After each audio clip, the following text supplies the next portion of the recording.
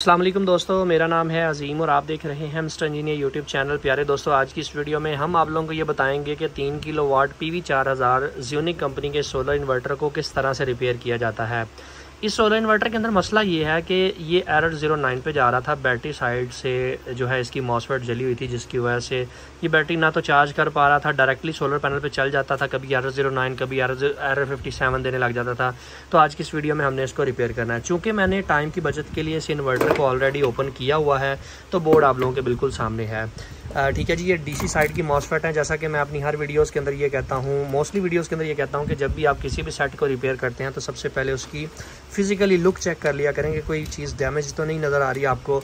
तो DC side के ऊपर अगर आप देखें तो मैंने ये हीट सिंक दोनों उतारे हुए हैं। इसके बैटरी साइड वाले, ये बैटरी साइड के हीट सिंक हैं, इनको मैंने जनाब उतारा हुआ है। तो ये मॉसफेट की हालत आप लोग यहाँ पर देख सकते हैं।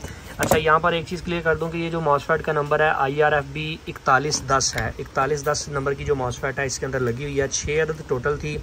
हमने जनाब इनको बाहर निकाल लेना है। सबसे पहला काम आप लोगों ने ये करना है, जो चीज़ फिजिकली आप लोगों को नज़र आ रही हो उसको आपने निकाल कर बाहर रख लेना है। उसके बाद फिर आप नेक्स्ट स्टेप की तरफ बढ़ेंगे।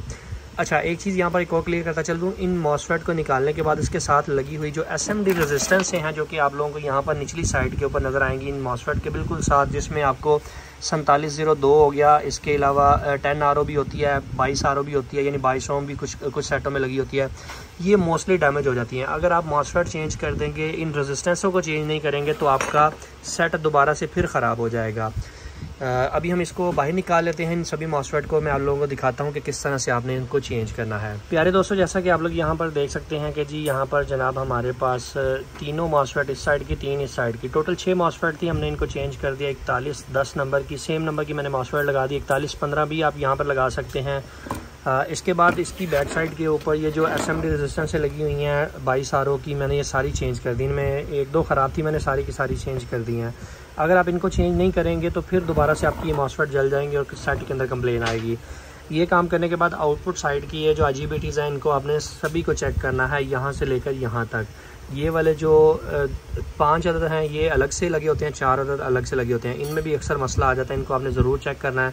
और अगर इनमें से कोई एक भी ख़राब हो तो आपने सारी की सारी सेम नंबर की लाके लगानी है। ऐसा नहीं करना कि सिर्फ एक ही चेंज करनी है, आपने सारी चेंज करनी है। अक्सर एरर 09 में ये एक आधी ख़राब हो जाती है। मेरे इस केस में सिर्फ DC साइड ख़राब थी, ये वाली साइड बिल्कुल ठीक है। इसके बाद ड्राइव वगैरह आप लोगों ने यहाँ पर चेक करनी होती है। 5 से 7 वोल्ट के दरमियान हमारी ड्राइव होती है। अभी जनाब मैंने इसको टोटली रिपेयर कर दिया है। मैं इसको ज़रा पावर अप करके आप लोगों को दिखा देता हूँ कि सेट हमारा चालू हालत में हुआ है कि नहीं। प्यारे दोस्तों, जैसा कि आप लोग यहाँ पर देख सकते हैं कि हमने सेट को यहाँ पर फिट कर दिया है। यहाँ पर 220 वोल्ट तकरीबन हमें आउटपुट पे देखने को मिल रहे हैं और हमारा सेट बिल्कुल क्लियर हो चुका है। जो एरर 09 था इसके अंदर ख़त्म हो चुका है। इसके अलावा एरर 57 भी इसी वजह से ही आता है। तो आप लोगों के बिल्कुल सामने बेहतरीन तरीके से हमारा सेट काम कर रहा है। मैं इसको फिट कर देता हूँ। सो फाइनली दोस्तों, आज की वीडियो यहीं तक थी। उम्मीद करते हैं आप दोस्तों को पसंद आई है। वीडियो पसंद आने के साथ में वीडियो को लाइक ज़रूर कर दीजिएगा और अपने दोस्तों के साथ शेयर कर दीजिएगा। अपना बहुत सा ख्याल रखिएगा, अपनी दुआ में याद रखिएगा। अल्लाह हाफिज़। पाकिस्तान जिंदाबाद।